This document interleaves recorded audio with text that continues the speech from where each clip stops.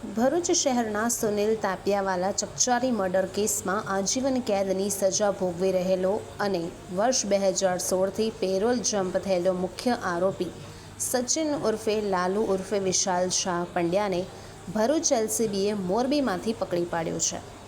રાજ્યમાં parole flow jump થયેલા આરોપીઓ સામે ખાસ ઝુંબેશ ચલાવવામાં આવી રહી છે, જે અનુસંધાને એલસીબી ભરૂચના પોલીસ ઇન્સ્પેક્ટર એમપી વાડાની ટીમે જરૂરી માર્ગદર્શન મેળવ્યું.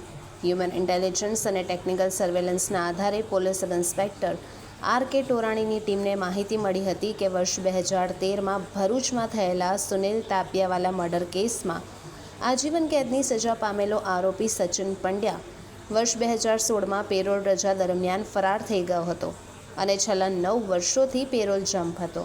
બાતમી પરથી એલસીબીની ટીમ તાત્કાલિક મોરબી પહોંચી સતત રેકી બાદ મહેન્દ્રનગર વિસ્તારમાંથી આરોપીને ઝડપી પાડ્યો.